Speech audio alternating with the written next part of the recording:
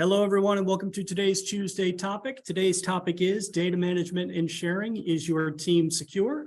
Our presenters here today are Daniel Vader and Reneé Moore from the Biostatistics Collaboration Center. All right, without further ado, let me throw it over to Dan and get us started. All right, hi everyone, both here and online.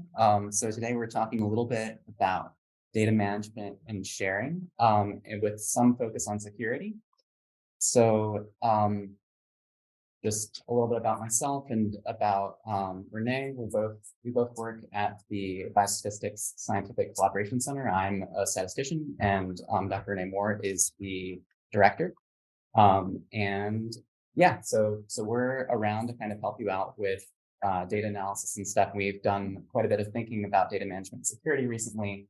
As some of you might be aware, there's a new NIH requirement that asks that you have a data management plan in place when you apply for grants through them. So this is something that has kind of been more on the forefront of our minds and is probably on the forefront of your minds too.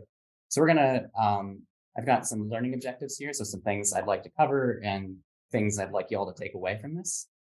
So we're gonna start by just kind of talking about what data management and security are, how we can practice good data management kind of as teams and as an entity as a whole, through policy and protocols, file naming, organization, documentation, and personnel, technology, and tools. And then we're going to talk about how you can practice good data security and management, specifically at Drexel, in the context of Drexel. So we'll be talking about some of the resources that you have available to you here, some of the people that you can talk to, some of the things that you should and should not do specifically at Drexel. So there are rules here that are similar rules everywhere, but we have kind of specific tools and stuff for keeping in line with those rules. Okay, so why are we talking about this? Data management and security are critical to conducting quality, ethical research, with an emphasis on both of those things. So good management and security demonstrates respect for your participants who contribute data, and it builds trust with those participants. So it's not very respectful to someone who's agreed to take part in your study and kind of contribute what might be sensitive information about themselves, taking time out of their day for this, to kind of practice either bad science by not kind of keeping your data well organized so that it can be used most effectively and can be used to best kind of describe the research problem that you're trying to tackle.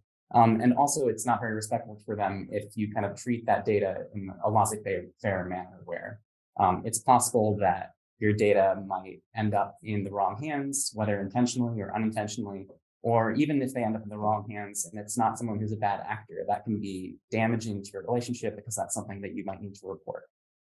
So be very careful about this. It can really kind of throw a wrench in things if things go bad. It saves time.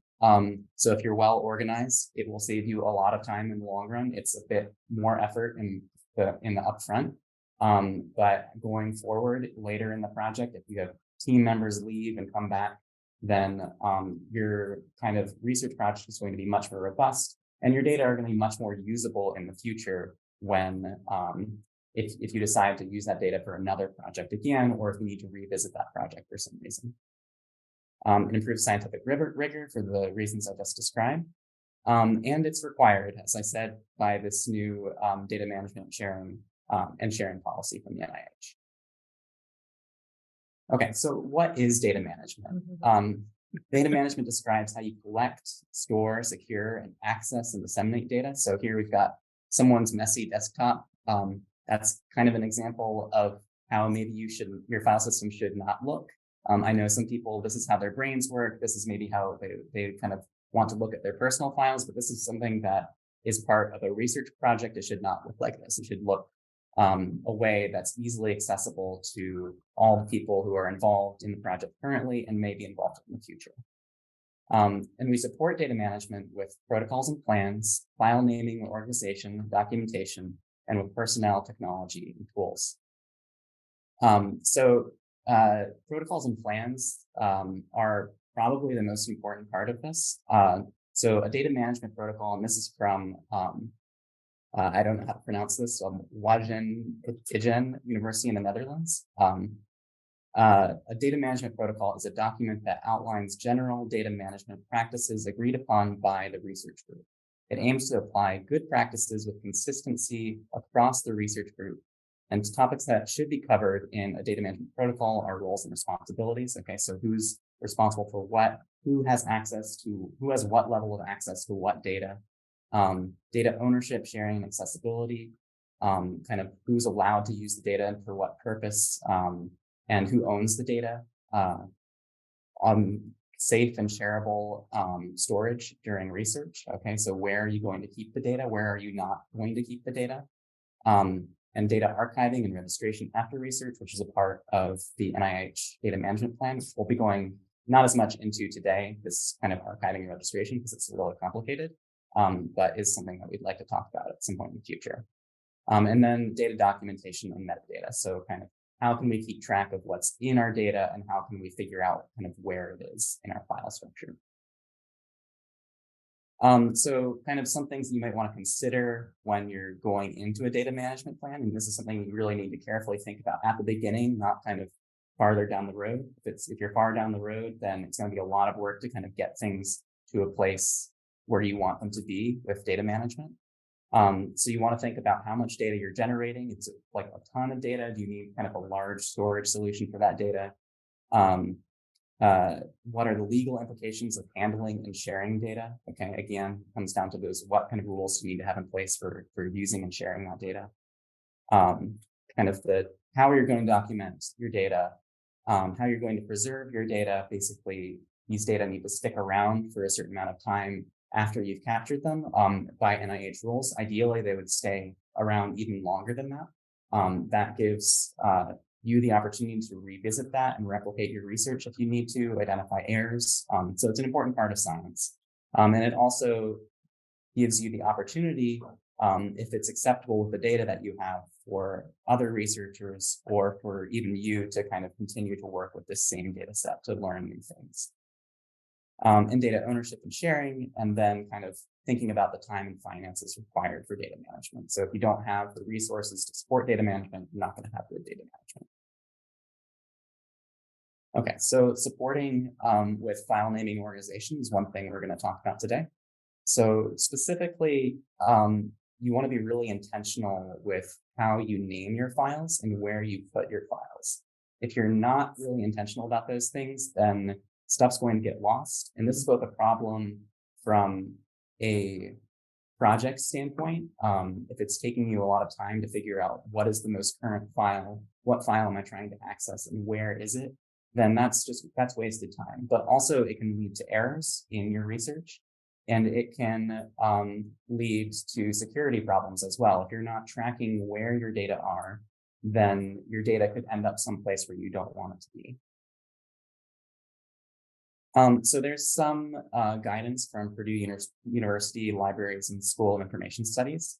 I'm not going to go through all of this, but basically you want to be intentional about how you decide to name your files. So you want to think about both making it complex enough to be very descriptive, but not so complex that you've got this file name that's so long that no one's ever going to read it.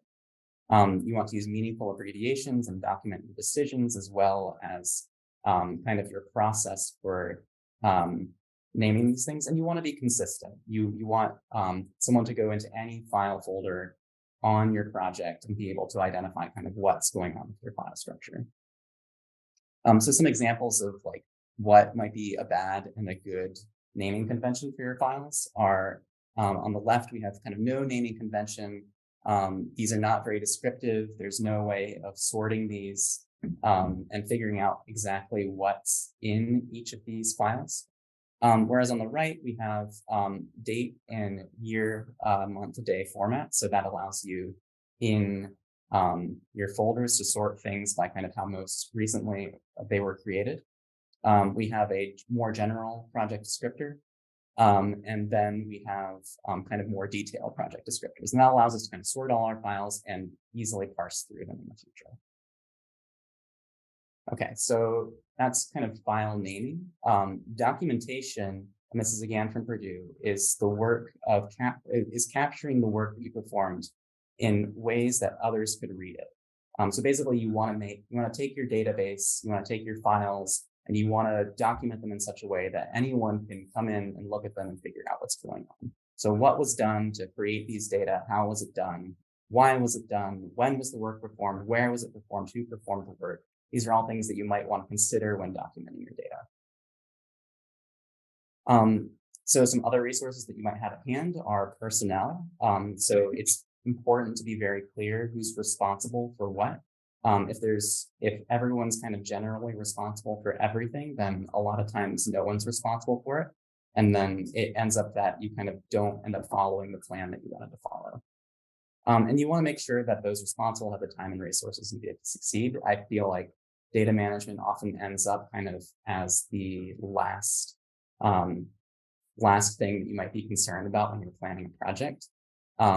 And so it doesn't get the resources that it needs, and then you end up with a big mess. And I've dealt with a lot of projects that are big messes. People come and they ask for my advice on something, and then it's really difficult for me to provide advice because I have no idea what's going on in their projects. There's no documentation, there's very poor organization. So it just makes it really difficult for anyone to help with your project or figure out what's going on with it. Also interjecting, many of us work on teams and work with students. And so I've been caught that I had a student working on something, the student graduates, we have to pick it up. And I'm like, oh my gosh, where are their files? What was the order?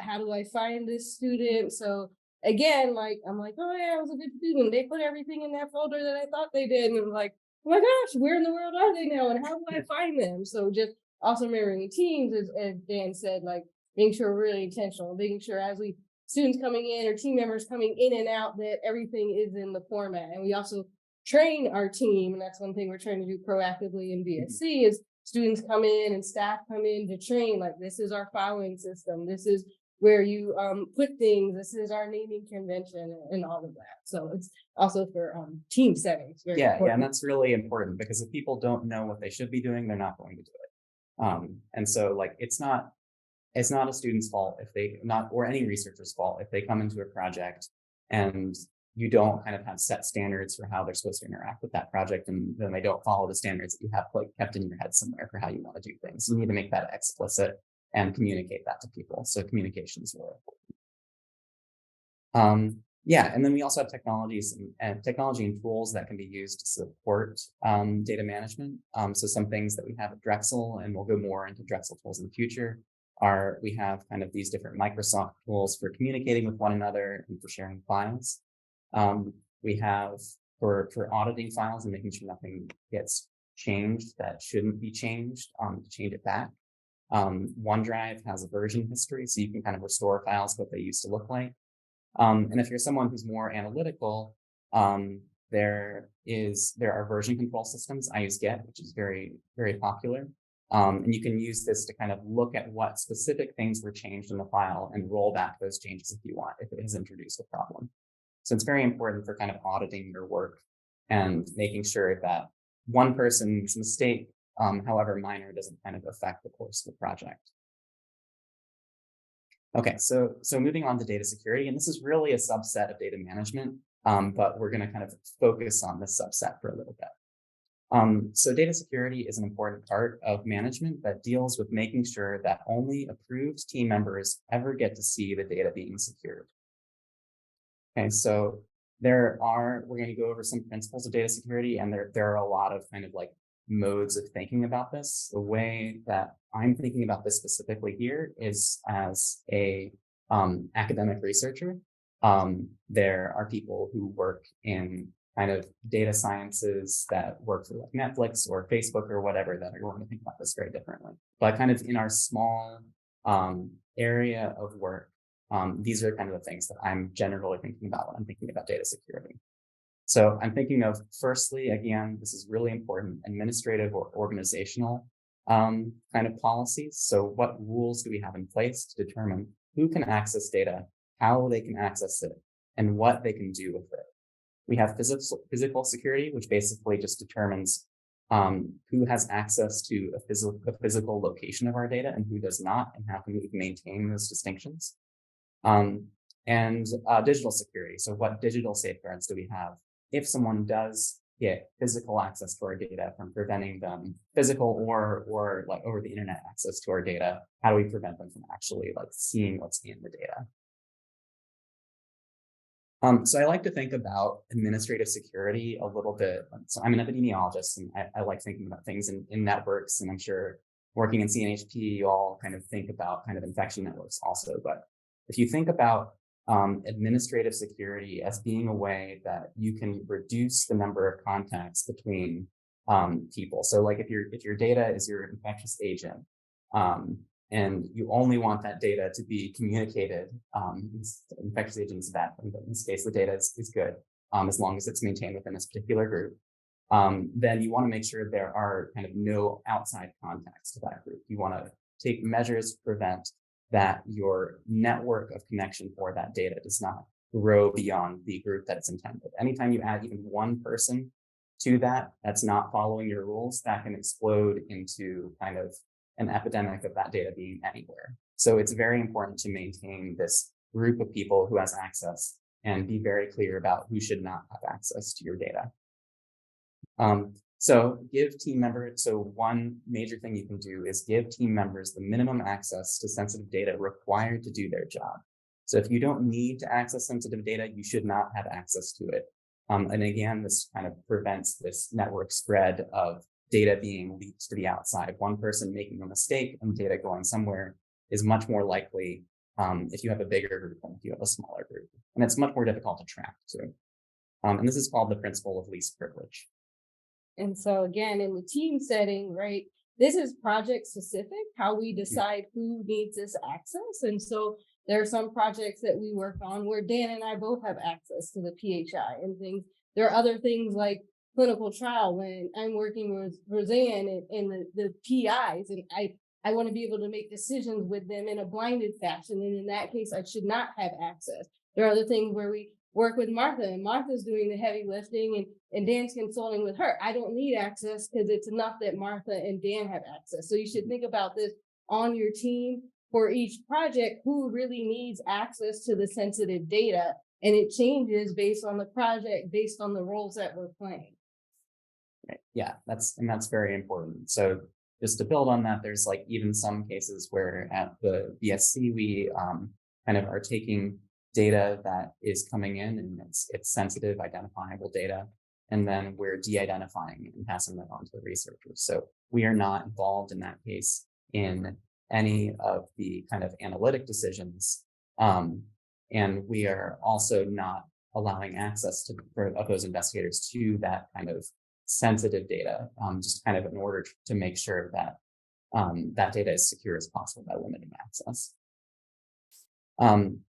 So, and another way we can kind of prevent kind of data going where it's not supposed to go is make rules about how you should access sensitive data.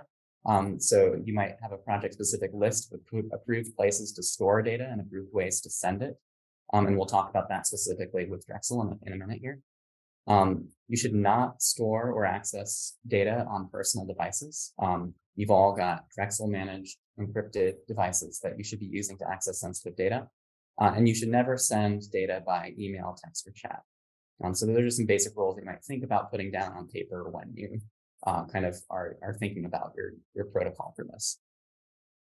And you should restrict use of data. So you should be very clear about what these data are to be used for. And the part of this is just writing up your proposal for your study, but it's important to think about this when you're writing up your proposal. So what are these data specifically going to be used for, and what should they not be used for before going to the IRB for approval, or your data partner or your study participants? Okay, so physical security is basically just where is your data, who has physical access to that data. All data exists in a physical location, even if they're on the cloud. There's an Amazon server somewhere in the Amazon cloud. There's a Google server somewhere if you're on the Google cloud. Those are probably even in many different places. If you're using OneDrive or something like that at Drexel, that's actually stored on a Drexel server. So that's one thing to keep in mind, and that server is in a physically secure location. So if you're storing data with Drexel on a Drexel approved server, then those data are physically secure. IT kind of makes sure that that location is very restricted. You don't even have access to that. physical location. If you're storing your data on a desktop in your office, you need to make sure that your office is locked when you're not there. You need to make sure that like who can get into your office, and kind of, yeah, just think about these things. You should not be keeping a computer in a public space that is contains sensitive data on it, even if that computer is encrypted. So this is way more difficult, just thinking about portable devices. This is way more difficult if your data are stored on a laptop, a hard drive, a USB key, or an offsite computer. Anytime the data are offsite, it becomes much more risky because we have less control about who has physical access to where our data are.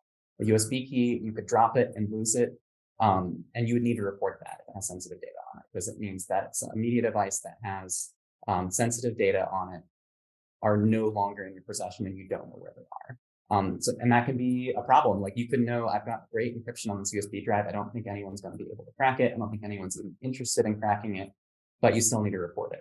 And that can still damage trust with your participants in your study. And so there are ways to keep things digitally secure, but it's better to just kind of make sure that stuff never gets taken in the first place. So when we're thinking about digital security, we want to make sure that things are authenticated. So that means you have to log in order to access them. They should be encrypted. So if someone takes your data and they don't have the login information, they shouldn't be able to kind of figure out what's in that data. That's what encryption does. And then they should be auditable. So you should be able to kind of make sure you know where data are, where they've gone, who's downloaded them, all of that stuff to make sure that your data aren't going places that they should not go. Just making sure. Can anyone think of common examples when we violate this? Files with names, like that happens a lot. Like someone, well, usually in their study, yes, and they send me a file with names, and I'm like, no, I don't ever see names. Please, make unique IDs. If you need me to send you a list of unique IDs, but just things common, especially as practitioners, right? Your data, you're keeping it by name, that's fine, but we have to be careful when we send on. So that's a common one that I get every few months is someone sends me a file of names. I'm like, no, I can never see names. And people just don't know. Right. Yeah. People just don't know. So a lot of these things seem like duh, but they happen like every day. And that you have to understand you have data that you're allowed to have, but a lot of your team members may not. Even on your own team. Thank you. Yeah. Okay, so moving from kind of more of this like abstract into kind of like what specifically we have at Drexel to help us out with some of these things. We're going to talk about some basic rules and have some help from CNHP IT on these. So these are some things that you shouldn't and should do when you're working with data. And then we have some resources for kind of where you can keep data, how you can share it, and some other stuff. Okay, so some very basic rules. You must only store sensitive data in physically and electronically secure locations. Again, just keep hammering over this. Only store sensitive institutional data on Drexel managed encrypted devices. Don't put them on personal devices. And initiate use of third-party systems through CNHP IT. So if you have a program that you're going to use that kind of is managing your data is on an outside server or something, then you're going to want to talk to CNHP IT about that before you go and use it. Even if they're saying like, oh, I'm HIPAA approved, this is all fine. You kind of want to talk to IT about that to make sure that everything's kind of above board and is working the way that it's supposed to. Yes. And I think they even include like third-party software that's on the Drexel approved software. Yeah, I think you're right. Yeah, and IT will know a lot more about this. Like I wouldn't talk about individual programs in detail without talking to IT first because I don't know. I've been at previous institutions where they don't even let faculty. We can't download anything, and it's like annoying, of course, but it's their way of guarding against third party. So just a general rule: anything third party, just run it through IT. Yeah, and so again, basic stuff. Don't put data on phones, laptops, USB keys, or tablets. Don't send sensitive data by email. Like Reneé was saying, this happens all the time. I've done, it seems, yeah, I get sensitive data by email quite often. I always have to tell people that you should not do that. So anytime you're sending something by email, it's an email attachment. That person can download it to anything. It's on their email, which might be logged into like 5 different computers. It might be on their phone. You don't know where that data is going if it's going by email. It's just not a good way of sharing things. So can we store data on Drexel encrypted laptops and tablets? I think, so I would talk to IT about that to make sure. I think that it's okay. It's not ideal. I would say if you're working with sensitive data, you should probably never have a physical copy of that data on a device that leaves campus. There are ways to work with data, and we'll talk about in a second, where the data are not on your computer. You're working off campus, but the data are not physically on your computer. That's safer because that means that someone would need to be able to log into all of your accounts, do your authentication stuff, and then get in access to that stuff in order to actually access those data. But if it's on your computer, it becomes a little bit easier for people to get it. And also then there's that thing where if your computer gets stolen, even if the person stealing it is just going to wipe it and sell it somewhere, you still need to report that and be a problem. And I know you're getting to this, but are you talking about encrypted drives in particular? Yeah. So all kind of Drexel managed media is encrypted. But there are kind of specific kind of things on the network that you can use that keep things encrypted also, but are not physically on your computer. And we'll talk about that in a second. So don't download stuff to your personal devices, and then don't share data using non-Drexel approved methods like Google Drive. Don't throw sensitive information on Google Drive because it's not managed by Drexel.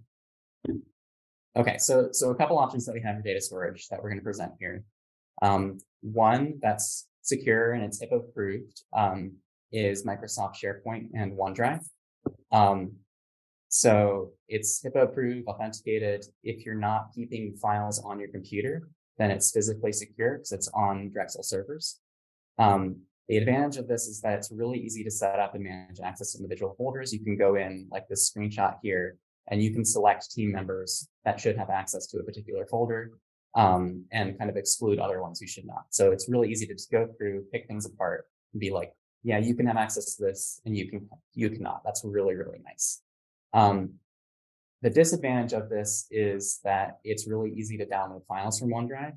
And if you're set up if your computer is set up to automatically download files from OneDrive, then you're going to have the problem where files are coming onto your computer that you might not want to have on your computer. So this is approved, and it is good for working with sensitive data, but you do need to be careful about it and have some rules for your team about it, and particularly kind of this way of managing access to so that only specific members have access to the sensitive data will really save you a lot of trouble if you're doing this.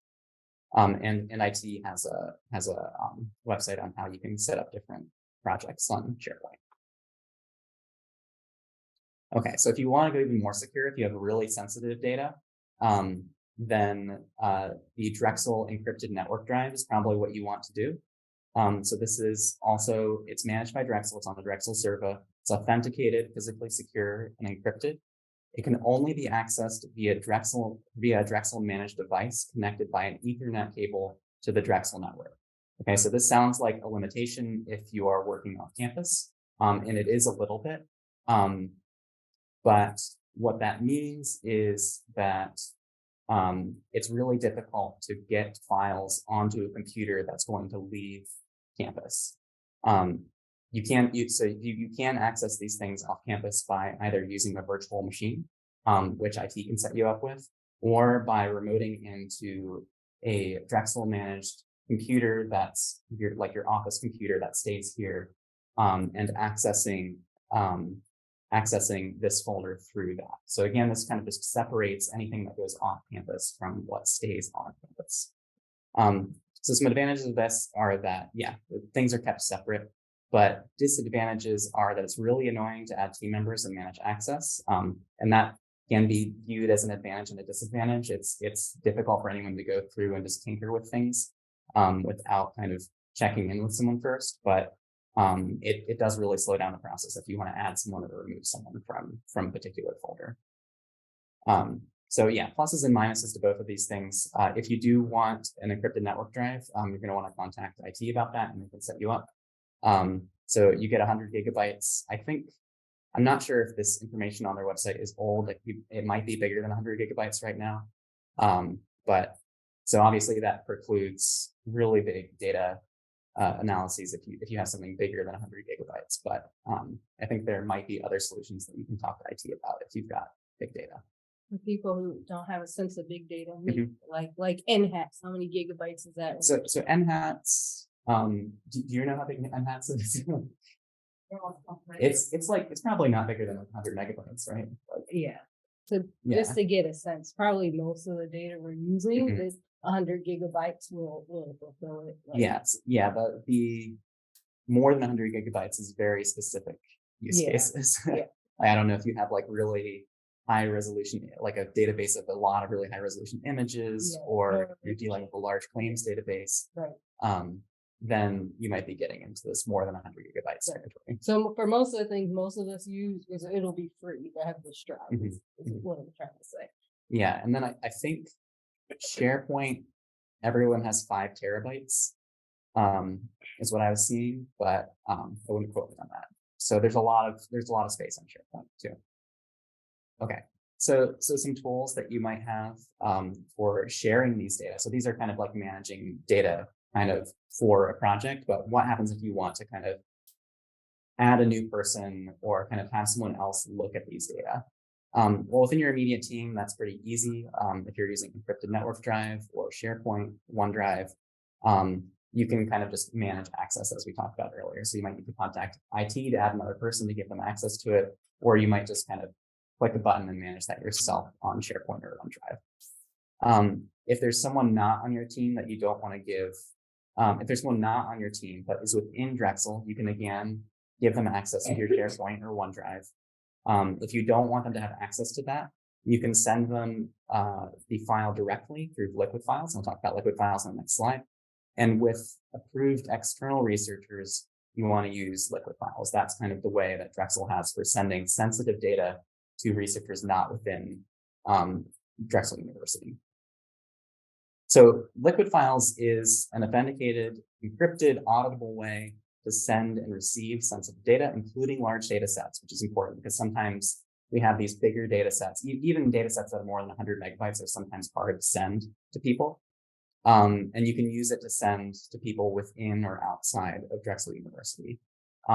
The server that manages these is a Drexel server. So again, it's managed by Drexel IT, it's physically secure, blah, blah, blah. It's a one and done share. So when you send a file, I think after you send it, like a person has one opportunity to access that file and download it. And after that, that access is kind of deleted. And it's auditable, meaning that any transfer of files through this system is recorded. So when someone accesses it, when someone downloads it, that's all recorded in the system. And then you can keep that for your records to be like, okay, we sent the data this way, and this is kind of what happened with this. You have a traceable path to when the data was sent and where it came from, where it went. Yeah. I have a question about that. This is great to know. Yeah. I didn't know this, but so so if the data is sensitive, meaning that we need sensitive human health protected health information. Right. Yeah. So the receiver who's outside of Drexel is now, how do we ensure that they are safely managing the data that they're receiving? Yeah. Right. And would they have to be written into the IRB application or something like that? Because we don't know then what's happening when the data leaves. Yeah. So I think that talking to IRB and talking to what's the other department? There's like data security. Oh, under. I think I've got Office them of later in Research. the slides, but there's like a couple of people that you can talk to about how to manage that. You can write what's called a data use agreement to be like, this is what we're giving you this data for this purpose. This is how you have to use it to kind of make sure that those things work out the way they're supposed to. But yeah, anytime you're sending data, it's kind of then you're sending it out, it's not in your control anymore. So that's a risk. Yeah, and Yeah. so the key word is a data use agreement, right? Right. So you need to make sure that the third party has that data use agreement, because if they, for some reason, have that protected health information and winds up out there, Mhm. we're protected because they were Right. supposed They to- did something wrong. Yeah.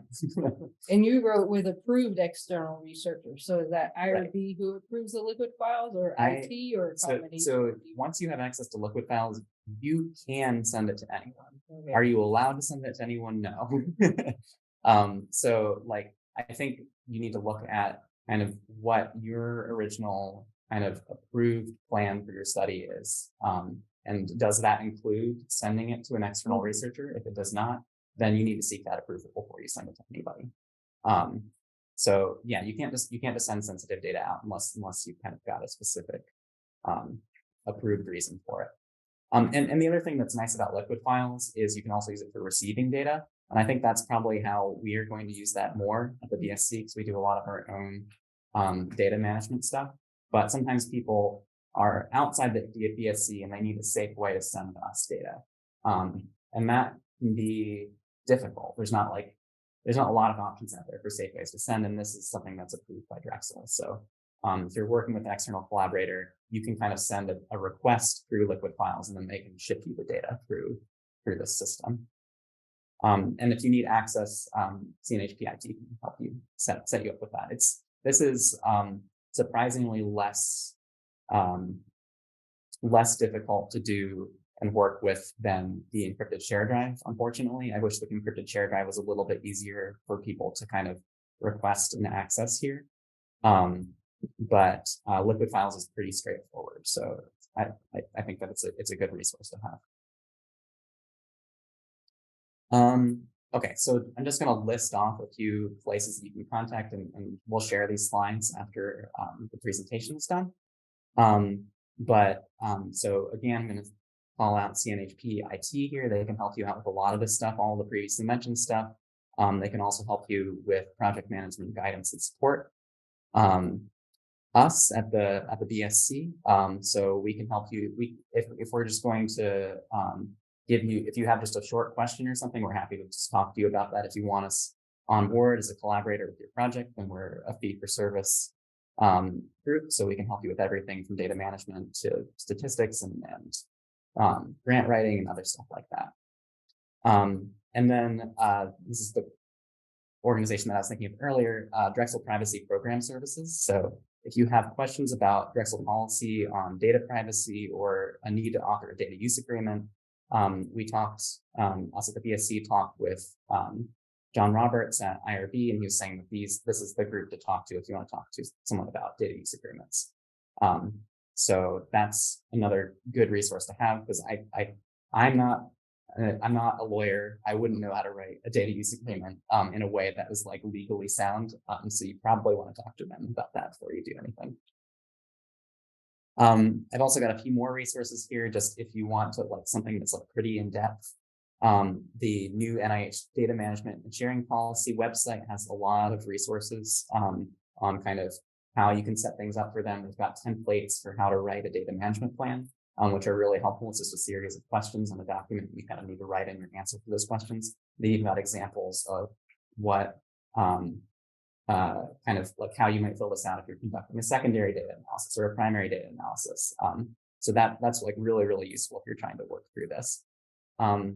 There's resources at Columbia University on data management and a whole bunch of other stuff. And the Office of Health and Human Services has information on and guidance on how to do a HIPAA approved de-identification of sensitive data so that you can kind of share it with more researchers.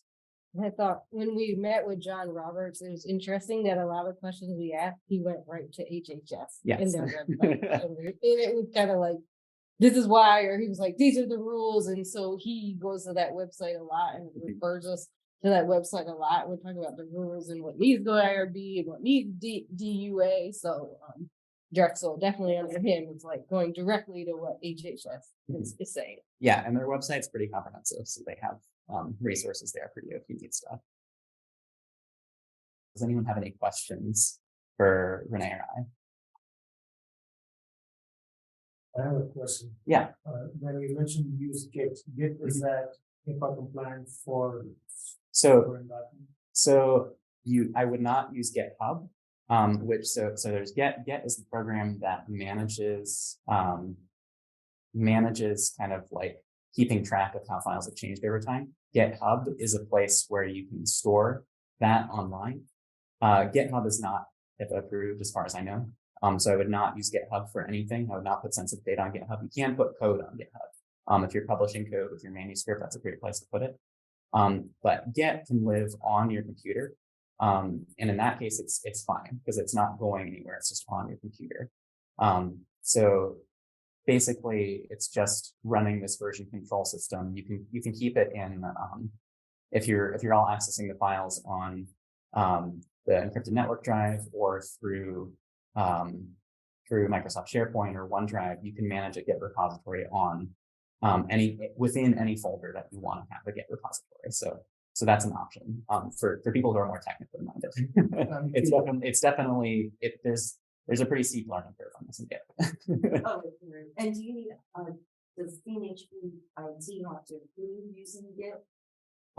Yeah, I guess they would. Yes, yeah. That's a good point. I hadn't thought about that. Like Torrance, Git also has so many third-party people that can do these. So like the Torrance Git and all that stuff. We need to know which software is approved by IT. So Yeah, Right. yeah, and I would definitely talk to IT about that. I do have a second question, but I don't know if you're covering it later. Oh no, go ahead. I just got these examples. Okay. That's got it. But we haven't touched base on data backups, which would be. Yes. Yeah, so that's actually an important point. So I feel like I have this written down somewhere on a different piece of information. So the secure network drive is backed up every 24 hours. And they do keep, I think there is some version control in that, so they can restore old versions of things if you overwrite stuff. So that's like every day. The OneDrive stuff, I think is backed up more frequently. Like, so anytime you make a change to a file, obviously it's like, you can restore that file to its original version. If something's deleted, you can put it back if you need to. I think that's as far as 90 days. Pardon? Up to 90 days. You delete Okay, it, up to you can 90 delete that days. up to 90 days. Okay, so there is some potential, there's a potential loss point, and there probably is with the encrypted network drive too. I imagine if you delete something, they're not going to keep it forever. I don't know what that time period is though. But both of those are backed up. I do like having Git, and again, you'll need to talk to your IT about Git, but that is a way of having very fine control over versions of things and having backups, but it's not like a backup system in itself. So if your file system that has the Git repository on it is deleted, then it's gone. But both of the Drexel approved ways of storing secure data are backed up. Okay. Any questions online? Just turn your microphone on and speak up if you have one. As a question that I think I've encountered it several times, and I would imagine you and Reneé have also, and that's how do you discern personal data from sensitive data, right? And well, which comes to be then personal sensitive data, and maybe what are your thoughts on that? Yeah, I don't know if you have a good answer, Reneé. I also find those definitions really murky. So I'm a very cautious person. So I tend to treat anything that I think could be sensitive as sensitive. So I've got myself set up so that I have a good workflow for kind of keeping the maximum level of security on anything that I work with. So I just play it cautiously, but I don't have a good answer. I would like to learn more about those different definitions. I mean, my role is anything that can identify someone. Like for example, me, anything that asks about my race and like I'm on research track, I don't answer because you can find me really quick. I'm an African-American woman who's on research track, a full professor on research track. And so any kinds of information that can identify a person, That's like my general rule of thumb. Yeah. And so that's addresses, that's phone numbers, that's age, obviously it's names, but anytime you're getting into questions and, my mind's like, oh, this interaction term and how small are my cells, can this person, then that's considered data that we need to protect and is sensitive. That's my general.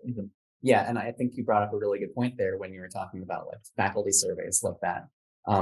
In that it's not just whether or not someone's name is down on something or whether or not kind of this other like address or other identifying information is down, but it's also kind of what combination of things do you have, and can those combination of things be used to identify someone? And that's why I tend to be very cautious, because sometimes I don't know what this combination of things could be used to do. And there's like a whole field of research out there that's like, how can we identify people with kind of like minimum amount of data? And it's better at identifying people than you would think it is. I will say. So it's, yeah, it's good to be careful.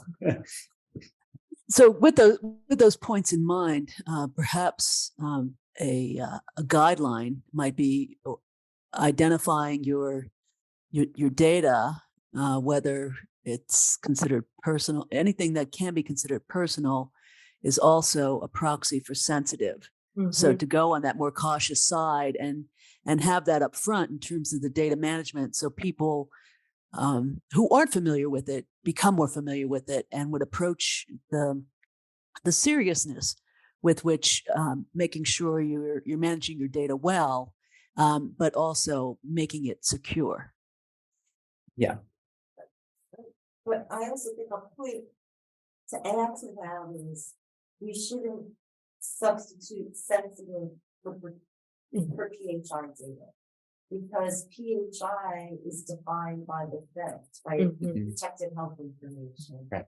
And we want to always make sure that we're using that appropriately, collecting the least amount of PHI, and the IRB's going to ask about that. And if we're sending information to third parties externally, we want to really limit the PHI. Right? So race, for example, is not protected health information, but it could be sensitive if you're building a data set. Yeah, no, I think that's a good point. We have our PHI and we have our list. And so the things we want to protect, obviously the PHI is listed out. And so, but the sensitive information, I think, is things that people, I appreciate Trish's question, don't think about as much.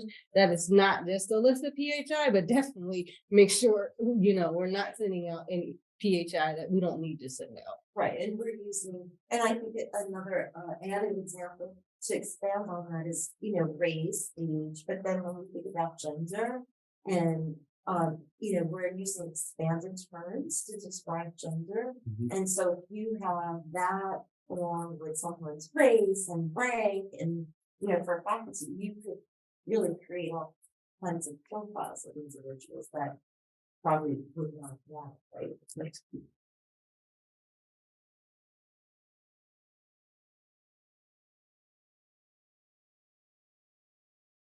All right. Thank you, Trish. That was a good question. More questions? While we're paused, let me just remind everybody that this is the first of several of these data management and sharing sessions. Our next session is scheduled for March 7th, and it's titled Data Management and Sharing, Is Your Data Repository Ready? So we'll have a chance to continue these conversations throughout the year. So if we don't get it today, we'll see you again soon. Yeah, I say save the scenario, start off next time. All right. You have a question? I saw the picture with all the files with those tags. In physical files, you put a confidential organizer only, and it makes clear sense what's inside. Can we do that? Is there a way to do that for digital file folders? Yeah, that's a good question. So you could label the folder if you have like a good file organization naming system. You could name it. Obviously, a combination of that with restricting file access. So restricting that file access basically makes sure that no one who doesn't have authorization to look at that file can even see it. So it's not like a folder on a shelf where anyone can pick up and look at it. It's you can try and click on it all you want, but you'll never get into it. So that's that's the ideal thing to do. And if you want to add a descriptor of maybe like this is restricted so that they know why they're not allowed to do it, then or so that people don't like add access to people who shouldn't have it in the future, then maybe that would also be helpful. But yeah, that's that combination of technology and planning and administration that kind of all needs to come together in order to make things actually be secure. And I think being careful and obviously in conversations with your IT about when you have folders and your subfolders and who can access. I can already say Drexel is better at it than my previous institution. You'd say give access only to subfolder and then give it to the parent folder. And then you have people with, but again, just making sure you're checking who really got access because it's IT giving that access. And so again, I've run into that where I've seen, you're only supposed to be able to have that subfolder. And then you go back to IT, you're not supposed to have this parent folder with everything.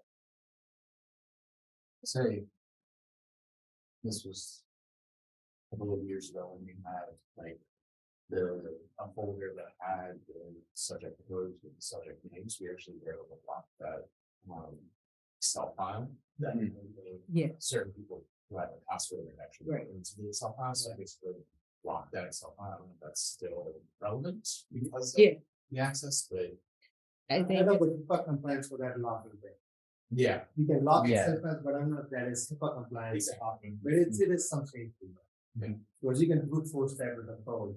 So yeah, oh yeah. Like, I'm not sure if it's HIPAA compliant to lock itself files. Yeah, I haven't looked at that. That would be a question for IT. yeah, this was. Yeah. But yeah, it's definitely better than. no, I still like Yeah. that layer Yeah. as well. Excellent. Well, thank you, Dan, and thank you, Renee, for a great presentation, and mostly Dan, thank you. And we'll see you guys here at the next Tuesday topic. Thanks. Thank you.